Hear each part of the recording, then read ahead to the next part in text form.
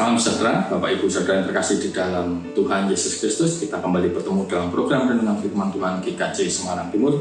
Segala kemuliaan hanya bagi Tuhan. Sebelumnya marilah kita berdoa. Tuhan yang kami sembah dalam nama Tuhan Yesus Kristus, kembali kami datang kepadamu. Kami bersyukur untuk penyertaan Tuhan, pertolongan Tuhan yang terus kami rasakan sampai pada hari ini. Sebelum kami beristirahat, kami akan merenungkan sabda kebenaran firman Tuhan.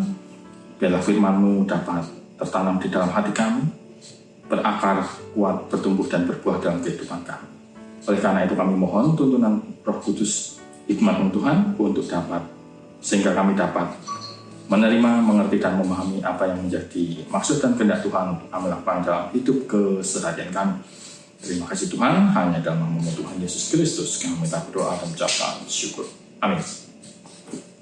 Bacaan firman Tuhan diambil dari Injil Lukas pasalnya yang ke-22 ayat 3 sampai 6. Injil Lukas pasal 22 ayat 3 sampai 6, demikian firman Tuhan. Maka masuklah iblis ke dalam Yudas yang bernama Iskariot, seorang dari ke-12 murid itu. Lalu pergilah Yudas kepada imam-imam kepala dan kepala-kepala pengawal bait Allah dan berunding dengan mereka bagaimana ia dapat menyerahkan Yesus kepada mereka. Mereka sangat bergembira dan bermufakat untuk memberikan sejumlah uang kepadanya. Ia menyetujuinya dan mulai dari waktu itu ia mencari kesempatan yang baik untuk menyerahkan Yesus kepada mereka tanpa setahu orang banyak. Demikianlah firman Tuhan. Saudara yang terkasih dalam Tuhan Yesus Kristus, kita mengenal Yudas sebagai salah satu dari 12 murid Yesus. Di dalam Alkitab, ketika menyebutkan nama-nama murid Tuhan Yesus, satu persatu, nama Yudas ini selalu diletakkan atau disebut paling akhir. Tidak pernah disebut di awal ataupun di tengah-tengah. Selain itu, seringkali Alkitab menyebut nama Yudas ini dengan diikuti keterangan atau predikat yang mengkhianati dia atau yang menyerahkan dia. Yudas yang mengkhianati Yesus disebutkan di dalam Matius 10 ayat 4 dan Markus 3 ayat 19. Sedangkan Yudas yang menyerahkan dia ada di dalam Matius 26 ayat 25, Matius 27 ayat 3, dan Yohanes 12 ayat 4. Penambahan keterangan di belakang nama Yudas ini sepertinya diperlukan untuk membedakan dengan Yudas-Yudas yang lain, mengingat banyak ditemui nama Yudas di sana. Bisa dikatakan nama Yudas ini merupakan nama yang familiar, seperti halnya nama Slamet, Budi, ataupun Sri di Indonesia. Bahkan di bagian akhir Perjanjian Baru pun, sebelum kitab Wahyu, kita mendapati ada kitab Yudas di sana. Namun perlu diketahui bahwa penulis kitab Yudas ini bukanlah Yudas yang mengkhianati Yesus, melainkan Yudas salah satu saudara Yesus, sebagaimana pernah disebutkan dalam Injil Matius 13 ayatnya yang ke-55. Ayat tersebut menjelaskan bahwa Yesus memiliki saudara-saudara bernama Yakobus, Yusuf, Simon, dan Yudas. Nah, Yudas saudara Yesus inilah yang menulis kitab Yudas, bukan Yudas yang mengkhianati Yesus. Alkitab juga kerap membedakan Yudas ini dengan menyebutnya Yudas Iskariot. Is itu artinya anak laki-laki. Ayahnya bernama Simon Iskariot, di dalam Yohanes 6 ayat 71. Sedangkan Kariot lebih merujuk pada daerah asal Yudas, yaitu Keriot, sebuah wilayah yang ada di provinsi Yudea. Dan Yudas merupakan satu-satunya murid Yesus yang berasal dari Yudea, selebihnya dari Galilea. Peristiwa Yudas mengkhianati Yesus dengan cara menjualnya seharga 30 keping uang perak kepada imam-imam kepala dan kepala-kepala pengawal bait Allah menjadi bagian yang tak terpisahkan dari kisah penyaliban Yesus. Kalau kita berbicara soal penyaliban Yesus, pasti peristiwa Yudas mengkhianati atau menyerahkan Yesus ini selalu disebut. Memang benar bahwa Yesus harus mati sebagai jalan penebusan umat manusia. Kalau Yesus tidak mati, artinya tidak ada penebusan. Artinya manusia tetap dalam kondisi berdosa. Artinya lagi bahwa manusia akan tetap binasa. Tidak ada jalan keselamatan untuk manusia kalau Yesus tidak mati. Namun hal ini tidak lantas membuat Yudas bisa dikatakan bahwa pengkhianatannya terhadap Yesus itu membuka jalan keselamatan. Tidak lantas bisa dikatakan demikian, bahwa Yudas itu turut andil, Yudas itu turut berjasa dalam peristiwa penyelamatan manusia oleh Tuhan Yesus Kristus. Tidak lantas bisa dikatakan bahwa Yudas mengkhianati Yesus menggenapi ketetapan Allah, sehingga karena andilnya itu Yudas layak diberikan tempat di surga oleh Allah. Karena andil Yudas mengkhianati Yesus, maka terlaksanalah peristiwa penebusan manusia yang membuat kita semua masuk surga, dan kepada Yudas layak diberikan ucapan terima kasih. Apakah betul demikian? Kalau cara berpikirnya seperti itu, maka tidak hanya Yudas yang punya peran dalam peristiwa penyaliban Yesus. Namun di sana ada imam kepala, ahli-ahli Taurat, ada Pontius Pilatus, ada Herodes, ada al-Kucu yang menyiksa Yesus, ada pula prajurit-prajurit Romawi, bahkan orang banyak yang meneriakkan, salibkan dia, salibkan dia. Banyak yang terlibat dalam proses penyaliban Yesus selain Yudas. Apakah mereka semua melakukan bagiannya masing-masing untuk menggenapi karya penebusan Allah? Ini yang mesti kita luruskan, bahwa penderitaan Yesus, kematian dan kebangkitannya semua telah dirancang oleh Allah dan telah dinubuatkan oleh para nabi sejak ribuan tahun sebelumnya. Bahkan pernyataan Yudas pun sudah diketahui sejak semula.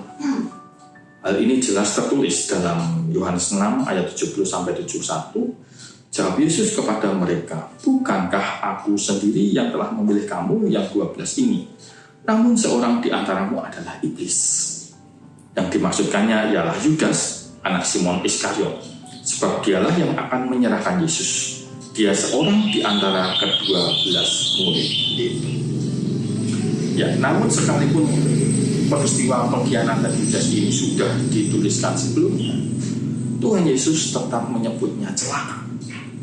Dalam Matius 26 ayat 24, Tuhan Yesus mengatakan, anak manusia memang akan pergi sesuai dengan yang ada tertulis tentang dia, akan tetapi celakalah orang yang olehnya anak manusia itu diserahkan. Adalah lebih baik bagi orang itu sekiranya ia tidak dilahirkan. Allah memang menetapkan Yudas akan menjual Yesus. Tetapi ini yang harus diperhatikan. Ini yang harus diperhatikan. Ketika Yudas mengkhianati Yesus, ketika Yudas menjual Yesus, Yudas tidak melakukannya dalam rangka untuk menggenapi ketetapan Allah. Ketika Yudas menyerahkan Yesus, ketika Yudas mengkhianati Yesus, Yudas tidak melakukannya dalam rangka untuk menggenapi ketetapan Allah. Yudas menjual Yesus tidak dengan tujuan agar Yesus mati, supaya dengan kematiannya itu dapat menebus dan menyelamatkan manusia. Tidak demikian. Namun Yudas menjual Yesus dengan motivasi dan tujuannya sendiri. Di dalam pikirannya tidak ada tujuan menggenapi firman ketika dia menjual Yesus. Tidak ada sama sekali. Di sini bukan Yudas yang hebat, tetapi Allah yang hebat. Karena Allah menjadikan kejahatan yang dilakukan Yudas itu menjadi jalan keselamatan bagi dunia, menjadi berkat bagi dunia. Jadi tidak ada dasarnya menyebut Yudas Iskariot sebagai pahlawan orang Kristen atas apa yang dilakukannya menjual Yesus. Tidak ada dasarnya sama sekali, karena Yudas melakukan semuanya itu semua, melakukan karyanya dalam tanda petik adalah dengan tujuan dan motivasinya sendiri, bukan untuk menggenapi ketetapan Allah. Dalam bacaan kita tadi di ayatnya yang ketiga dituliskan bahwa Yudas melakukan semua itu karena iblis masuk ke dalam dirinya. Maka masuklah iblis ke dalam Yudas yang bernama Iskariot, seorang dari ke-12 murid itu. Yudas dirasuki iblis. Di sini kita mengerti yang namanya kerasukan itu ternyata tidak selalu tidak sadarkan diri atau secara fisik atau kesurupan lah seperti itu. Namun kerasukan iblis juga bisa dalam bentuk melakukan perbuatan yang teramat jahat seperti Yudas. Yudas menjual Yesus dengan harga 30 keping uang perak seperti yang tertulis dalam Matius 26 ayat 15.